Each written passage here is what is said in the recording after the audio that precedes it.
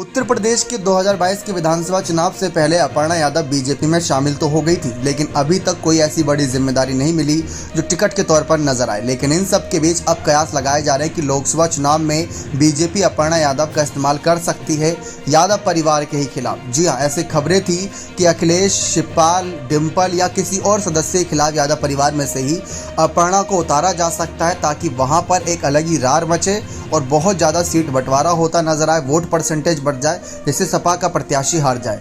जैसे कि अगर देखें अखिलेश यादव या डिम्पल यादव या शिवपाल यादव ऐसे कोई बड़ा चेहरा लड़ता है तो जीत के चांसेस ज़्यादा बढ़ जाते हैं, क्योंकि लोग भरोसा जताते हैं। फिलहाल कुछ समय पहले ऐसे देखने को मिला कि डिम्पल हारी थी, शिवपाल भी हारे थे पिछला 2019 का चुनाव, लेकिन किसके खिलाफ हारे वो भी देखना मजेदार था। अब बात अपर्णा यादव की आती है कि अपर्णा यादव को लेकर विधानसभा चुनाव में चर्चा थी कि इनको टिकट मिलेगा, नहीं मिला। फिर इसके बाद इनको लेकर विधान परिषद के चुनाव में चर्चा थी कि टिकट मिलेगा, नहीं मिला।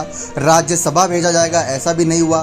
फिर इसके बाद मेयर पद का सीट का टिकट मिलेगा, ऐसा तब भी नहीं हुआ। अब लोकसभा चुनाव से पहले इन्होंने दिल्ली में जाकर कुछ बड़े नेताओं से मुलाकात करी, फिर से कयासों का बाजार गर्म होना शुरू हो गया। और सूत्रों के अनुसार खबरें भी इस ओर इशारा कर रही है कि अपर्णा नहीं चाहती कि वे अपने ही परिवार के किसी सदस्य के खिलाफ चुनाव लड़े। ये उनका फैसला है और ये फैसले की पुष्टि खैर अभी तक उन्होंने खुद नहीं की, लेकिन सूत्रों के अनुसार मीडिया रिपोर्ट्स के कहीं ना कहीं खबरों में चल रहा है।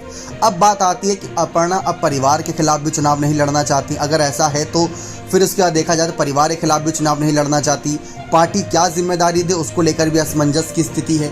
तो अपर्णा सपा में वापस क्यों नहीं आ जाती? सवाल ये भी बहुत बड़ा है कि अभी तक कोई जिम्मेदारी मिले नहीं है और समाजवादी पार्टियां वापसी करती हैं, तो लोकसभा चुनाव में अखिलेश को तो जरूरत पड़ेगी कि परिवार के सभी सदस्यों को चुनावी रण में उतारें। शिवपाल भी साथ हैं, मजबूती से साथ हैं, और पिछले कुछ समय से सपा ने कुछ अच्छी बड़ी जीत भी हासिल करी, चाहे मैनपुरी उपचुनाव की बात कर ले, चाहे घोसी उपचुनाव की बात कर लें।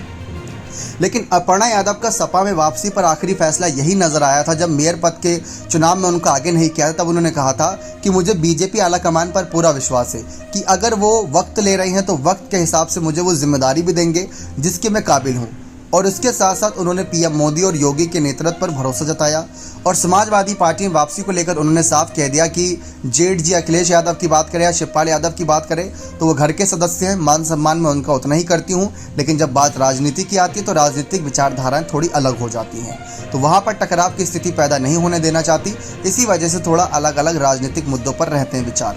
तो ये कहीं ना कहीं अपर्णा यादव का फैसला है कि वह समाजवादी पार्टी में खैर अभी वापसी नहीं करेंगी और भाजपा पर भरोसा जताएंगी। अब देखते हैं किस सीट से या कब उनको मौका देती है बीजेपी। बने रहे चैनल के साथ, बहुत बहुत धन्यवाद।